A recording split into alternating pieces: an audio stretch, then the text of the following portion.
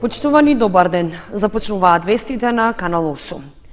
Дел од тротоарот и тревникот на улицата Кеј на Револуцијата подолг период се користат како паркинг простор, со што им се одзема слободната површина на пешаците.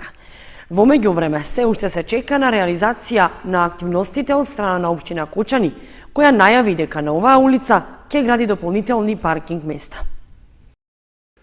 Паркирани автомобили секојдневно го окупираат дел од тротоарот на улицата Кеј на Револуцијата кај мостот спроти шопинг центарот. Оставени се овде и преку ден и преку ноќ, со што им пречат на пешаците, а представуваат и типичен пример на нелегално користење на јавно-прометните површини. Слична е сликата и нешто подолу на тревникот кај Центарот за култура Бели Мугли, што возачите го користат за паркирање на своите автомобили. Граѓаните деновиве реагираа јавувајќи се на нашите телефони, при што ја осудуваат ваквата појава и бараат сообраќајната полиција, освен на коловозот, да ги санкционира и непрописно паркираните возила на тротоарите. Додаваат дека состојбата се влошила откако Кеј на Револуцијата повторно станала двонасочна, а паркирањето по целата нејзина должина е забрането. Со тоа до некаде се намалиле сообраќајните гужви, но сега автомобилите од коловозот се преселија во тревниците. Пред 2 месеци локалната самоуправа на Кочани најави дека планира да обезбеди нови 22 паркинг места на оваа улица, за што имала обезбедени финансиски средства од околу 900.000 денари. На потегот, непосредно по мостот кај шопинг центарот до Центарот за култура Бели Мугли, одделението за уредување на градежното земјиште најавуваше преуредување на просторот со површина од околу 300 метри квадратни. При тоа беше ветено дека ќе нема уништување на зелените површини, односно на дрвјата, што веќе се засадени. И додека да се реализира зафатот и да се изгради паркингот, возилата секојдневно чекаат на тротоарот, без никаква реакција од надлежните служби. Се добива впечаток дека со тоа премолчано се одобрува ваквата практика, што сепак е во спротивност со законските и комуналните прописи. Викендов во Виница се одржа регионална конференција за формирање и функционирање на младински совети во Источниот плански регион. Замислата на работењето на Младинскиот совет е да работат на одредени специфични теми.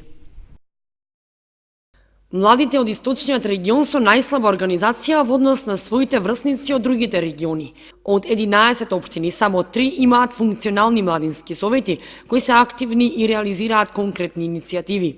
Како и од каде треба да стартуваат младите и да почнат своите идеи да ги пласираат до локалните власти и заеднички да настапуваат на локално па и на регионално ниво, беше темата на првата регионална конференција во организација на Асоциацијата за интернационална мобилизација и Цивика Мобилитас. Целта е да ги видиме иницијативите, активностите и статусот на младите во регионот, односно во Источниот плански регион.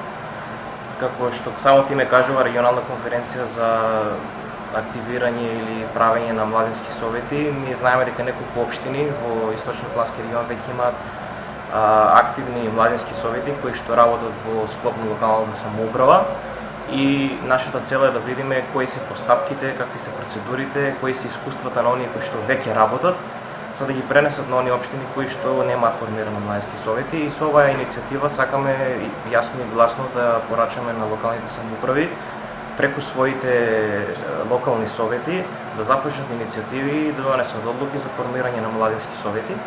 Ние како граѓанска организација ќе помогнеме во наредните неколку денови, ќе организираме и работилница, односно обука за аплицирање на европски и меѓународни проекти, така да ново формираните младински совети ќе можат од нас да добијат насоки каде, како, каде да се обратат за да добијат некои искуства или знаење, бидејќи знаеме дека не сите знаат да работат на такви проекти.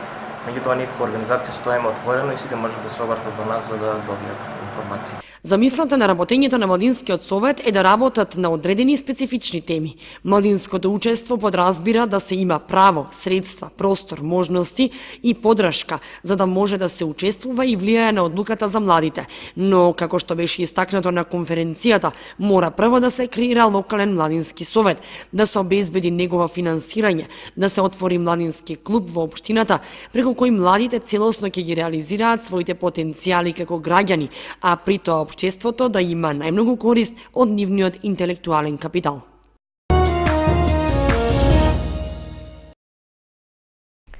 Група ученици, нивните наставници од Средното општинско училиште Лјупчо Сантов отпатуваа за Кипар како дел од проектот Доживотно математика, што е дел од европската програма Еразмус+. Проектот започна во октомври минатата година, а ќе трае до септември 2019. 6 ученици и нивните 4 наставници од Средното општинско училиште Лјупчо Сантов се дел од тимот што замина на Кипар, каде ќе учествува во првата обука од проектот Доживотно математика. Се работи за активност што се спроведува со поддршка од Европската програма за развој на образованието Еразмус+. Покрај нашите представници, во проектот како партнери се вклучени уште 4 средни училишта од Турција, Италија, Романија и Кипар. Јас и ова група на ученици позади мене сме дел од овој проект кој ќе се одржува во Лимасол во Кипар и имаме цел да учиме на лесен, интересен начин математика, односно нетрадиционален пристап кон математиката, а исто така ќе се запознаеме со деца, ученици на наша возраст од многу други градови, од други држави и сакаме да одржиме со нив пријателства кои ќе траат доживотно. Во досегашниот предприемен период имавме можност да се запознаеме со Google Classroom, односно Google училницата, која што представува одлична онлайн алатка за соработка, учење и примена на нашите знаења, а воедно и нивна проверка. И исто така, тоа е место кое што е поинтересно од она стандардното и традиционално излегување пред табло, решавање со креда и правење на писмени тестирања. Кочанското средно училиште за проектот аплицирало преку клучната акција 219 од Националната агенција, а договорот е потпишан во септември минатата година. Проектот ќе трае 2 години, ова е една од активностите, понатаму следат и други активности, ќе имаме возвратна посета во месец јули, понатаму има и уште едно патување во Романија. Очекувањата на нашите ученици и нивните професори се дека преку проектот ќе ги подобрат вештините за примена на современи техники во учењето, како и тимската работа и надградбата на познавањето на англискиот јазик, што ќе биде официјален во текот на обуката. Викендов Кочани беше домаќин на регионалниот надпревар на училишни хорови и оркестри. Најдобрите се квалификуваа за учество на државниот надпревар, што идниот месец ќе се одржи во Кавадарци. Во саботата Кочани беше домаќин на мини регионалниот надпревар на училишни хорови и оркестри, што се одржа во основното училиште Свети Кирил и Методи. На надпреварот учествуваа 8 хорови и 7 оркестри од основните училишта од општините Кочани, Зрновци и Чешиново Облешево, како и од Средното општинско училиште Лјупчо Сантов. Исто така пријавени беа и 4 учесници со соло точки. Представувањето на учениците имаше квалификацијски карактер за учество на фестивалот на детски и младински хорови во Кавадарци. Настапот на учесниците го следеше стручно жири, а беше покажан одличен квалитет на изведбите на музичките композиции. Суштината на смотрата е да се види работата на училиштата во поточно музичките предмети, да се видат како се пеат, забавуваат децата за време на часовите, а меѓу другото да се и надпреваруваат меѓу себе, да се мотивираат. После овој регионален надпревар следува државниот надпревар во Кавадарци, каде што ќе учествуваат сите основни и средни училишта од цела држава. На регионалниот надпревар, на кој настапи со мешан хор, Средното општинско училиште Лјупчо Сантов обезбеди учество на државниот надпревар во Кавадарци. Сметам дека успешен беше настапот. За самото тоа говори дека се пласиравме и добивме виза за државен надпревар со максимум 99 поени. Минатата година државниот надпревар беше во Кавадарци, мислам дека и оваа година ќе биде во Кавадарци и се надеваме дека и таму успешно ќе се представиме. Иначе хорот не настапи затоа што половина од децата се матуранти и нема никаква логика сега пред матурската вечер да ги ангажираме се уште, нели? Тоа е единствената причина. Хоровите на основните училишта Свети Кирил и Методи и Никола Карев, како и оркестарот на основното училиште Малина Попиванова освоија први места и ќе го представуваат регионот на државниот надпревар во Кавадарци. Инаку, регионалниот надпревар во Кочани го организираше Сдруженијето на музички педагози на Република Македонија со поддршка од Бирото за развој на образованието. Основното музичко училиште Ристо Јоруков и основното училиште Раде Кратовче со свечена програма го одбележаа Денот на планетата Земја 22 април. Преку манифестацијата се укажа на тоа дека треба да се подигне свеста кај жителите за зачувување на животната средина. Среќен ти роден ден, убава плането и здрава планета, за сите нас живот значи. Е мотото под кое Основното музичко училиште Ристо Јоруков заедно со Основното училиште Раде Кратовче го одбележаат денот на планетата Земја 22 април. Со музички точки и изведби од страна на учениците од класата на професор Марија Лазарова од музичкото училиште и наставничката Катица Петрова по англиски јазик од Основното училиште Раде Кратовче, беше одбележан денот чија цел е да се подигне нивото на свесност кај жителите за зачувување на животната средина, односно да укаже на загадувањето на воздухот и водата, радиоактивното зрачење, исцрпувањето на ненадоместливите енергенски и слично. Ние, учениците од музичкото училиште Ристо Јоруков и Основното училиште Раде Кратовче, се обединивме со една цел – до сите жители на нашата планета да испратиме апел. Здрава планета за сите нас живот значи, затоа да ја пазиме од секакви загадувачи. Светот го обележува денот на планетата Земја на 22 април. По повод денот на планетата Земја со низа манифестации, ќе се обидат граѓаните да мобилизираат милиони луѓе да создадат одржлива, здрава природна средина со озеленување на градовите ширум светот. Како што се посочува во пораката од Светската организација, повеќе од половина од светското население живее во градовите, бидејќи бројот на жителите во урбаните средини се зголемува, а последиците од климатските промени се влошуваат. Нашите градови мора да еволуираат. Препораката е да се инвестира во ефикасни и обновливи извори на енергија и да се намали загадувањето и да се забават климатските промени предизвикани од човекот.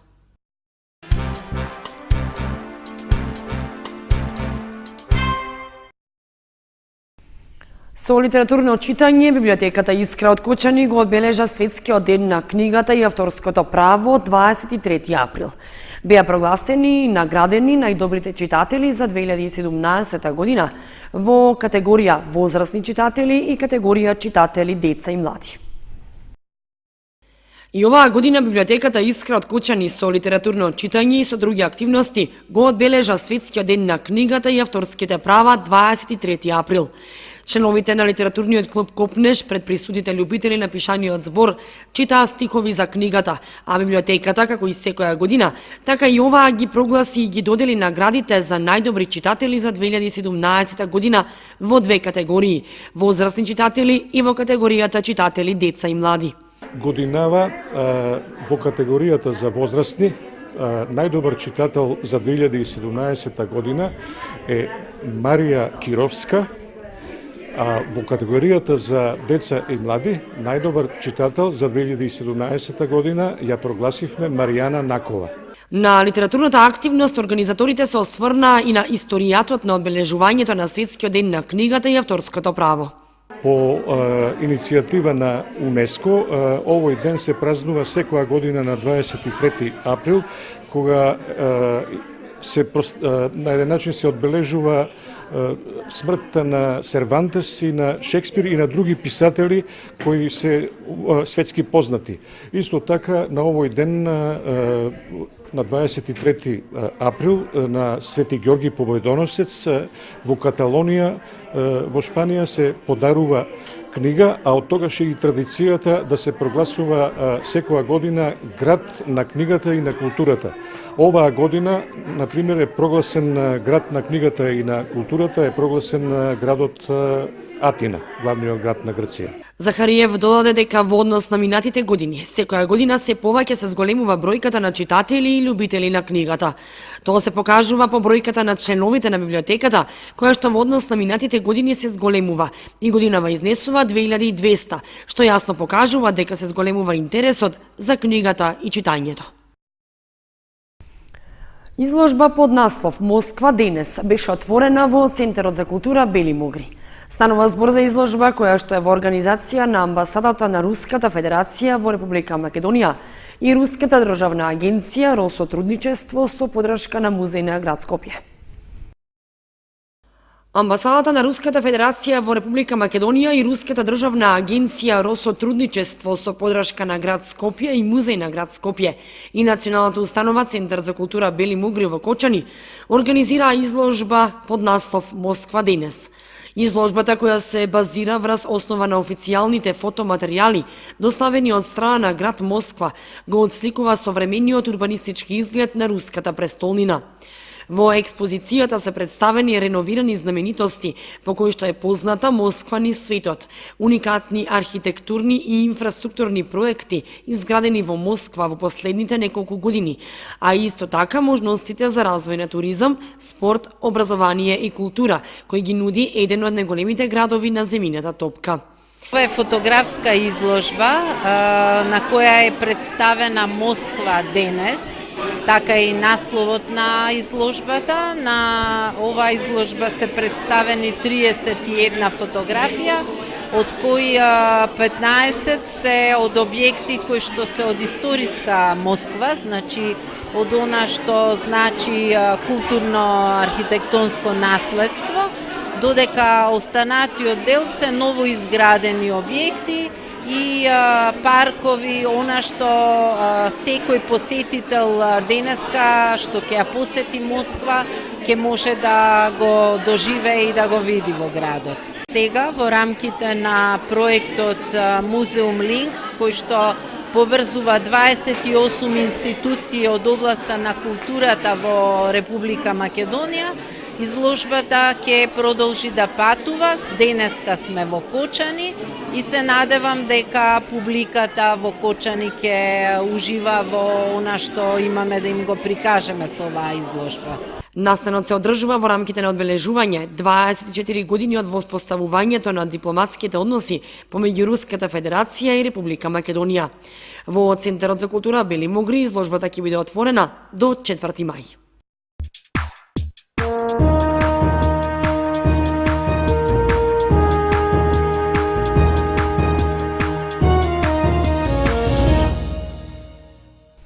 Следува информацијата од спортот. Викендов се одиграа надпреварите во првенството на втората фудбалска лига, при што Осогово на домашен терен ја победи Саса од Каменица. Кошаркарите на Баскет Дино во третата кошаркарска лига ги освоија бодовите на гостувањето во Радовиш против Плачковица. Конечно, по неколку нерешени надпревари, фудбалерите на Осогово во оваа пролетна сезона забележаа победа. Во рамки на 22-то коло во првенството на втората фудбалска лига Исток, тие во саботата како домакини ја совладаа екипата на Каменица Саса, со што прокнижија многу важни 3 бода. Иако се очекуваше дека победата ќе биде поубедлива, сепак двете екипи играа во грч и не прикажаа атрактивна и возбудлива игра. На крајот, публиката можеше да биде задоволна, со оглед што кочанскиот второлигаш го совлада директниот конкурент во борбата за опстанок. Единствениот гол на надпреварот го постигна Жоглев во 39-та минута по една грешка на гостинската одбрана, а неговиот шут што заврши во мрежата предизвика вистинска бура од радост на стадионот Никола Мантов. До крајот на полувремето немаше други поголеми возбудувања, а во вториот дел пак и двете екипи играа без поголеми амбиции да ја затресат противничката мрежа. Со реализираната победа, разликата меѓу Осогово и Саса сега е 3 бода, а во наредното коло жолто-сините ќе гостуваат во Радовиш против тимот на Плачковица. Оваа средба исто така е од голема важност за двете екипи, посебно што и радовишани се во долниот дел на табелата, иако во многу побезбедна ситуација во однос на Осогово. Викендов се одигра и 18-тото коло во третата кошаркарска лига, во која екипата на Баскет Дино приреди вистинско изненадување на гостувањето во Радовиш, каде ја победи домашната Плачковица. Колку биле убедливи и во играта, момчињата на тренерот Сашо Лазаров зборува и крајниот резултат од 49 спрема 77. Сепак, најавата за победата дошла уште на крајот на првиот дел, во кој нашите кошаркари биле во водство, а до крајот не дозволиле никаков пресврт. Со освоените бодови, тие се искачија на третата позиција и имаат 31 бод, само еден помалку од првопласираните две екипи на Спорт Тим и Партизан Мултишпет.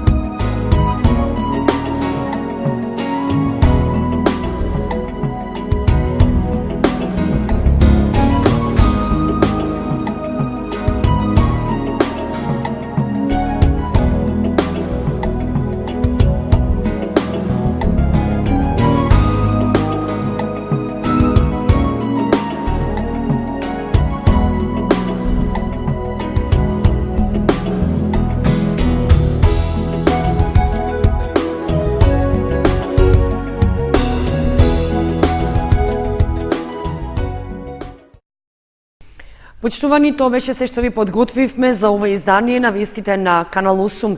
Ви благодариме што бевте со нас. Останете и понатаму со нашата програма. Довидување.